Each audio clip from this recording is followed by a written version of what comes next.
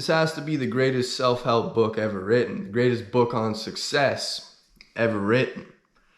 Last night, I was pondering over some problems, pondering over some issues, and I was like, you know what? It's Bible time. So I flipped that open. Boom, Proverbs 3-7, wisdom. Don't be a sleaze. Don't be a degenerate. Glory shall come. All these great things. And I was like, wow, that's what I needed. That's what I needed to hear. And in that flash of insight, in the flash of the light, I was like, you know what? This sounds a lot like self-improvement YouTube. This sounds a lot like success books, like self-help books. This sounds a lot like what most gurus would say. And then I began to ponder a little deeper. I was like, you know what? Is there anything that's original in self-help? Is there anything really that's been original in that genre after the Bible? And I thought maybe, but very rarely.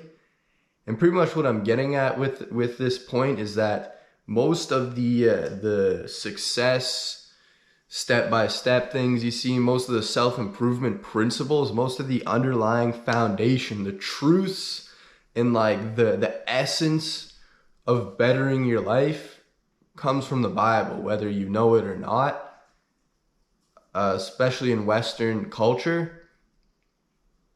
And that kind of just made sense. I was like, wait, why would I spend my time reading all these other books, reading 100 different books to get the exact same message that's in this book?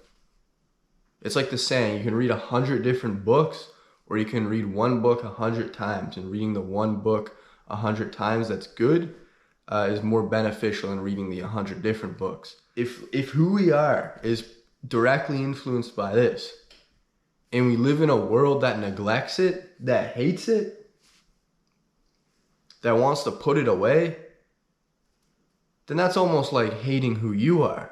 That's almost like hating the essence of your psyche. We're not sticking to our traditions. It's like taking a barbarian and plucking him from his habitat, from his traditions, from his religions, and placing him in a foreign environment where that's bad, where all his traditions were bad.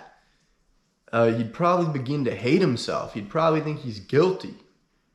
And that actually happened at some point when the Romans came through to Germany and began to conquer the barbarians. They started taking them away from their religion, integrating them into the new world, and basically telling them everything they knew is bad. They're bad people. They should hate themselves. And they were just overwhelmed with this guilt. It was like they just couldn't. It wasn't good for them. It was probably not a pleasant experience. And I know that took a turn. I know that took a really wild turn, but that was just my own hot take. That was my own little piece on that. But yeah, man, the explanatory power is quite immense. It's quite surreal. And then when we get away from this, we try to explain things in a different way. And this is where you see all these isms popping up. You see these socialisms, these communisms, these whatever the heck isms. All these new movements begin to pop up to try and explain the chaos of the world away. But do you really think that these modern day movements are going to be better than this? Probably not, in my personal opinion. I don't think socialism was a better solution than the Bible. I don't think communism was a better solution. I don't think any of these new ideals, these new ideaisms are a better solution and explain the world better than this. It really is a disservice. It really is such a sad thing to see. A big chunk of society is throwing this away and replacing it with these new ideaisms that aren't even that good. They don't even explain things as clearly. Like the explanatory power of these other new age movements is garbage. It's so one-sided and it's so almost biased and greedy it just doesn't, it's not hitting the mark. It's not the spot. And this is why you see people running around, dyeing their hairs, getting piercings through their eyelids and stuff, because the explanatory power wasn't enough, man. You got lost in the sauce. You got lost in the drip. Like in my opinion,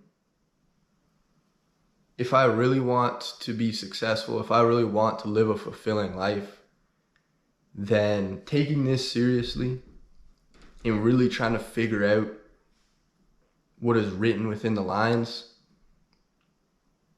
as I would a self-help book, as I would a success book, and treat it like that, then I feel like that is my best bet to becoming successful. That is my best bet to living a fulfilling life.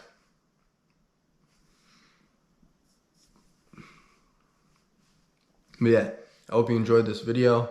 Do take care, and until next time.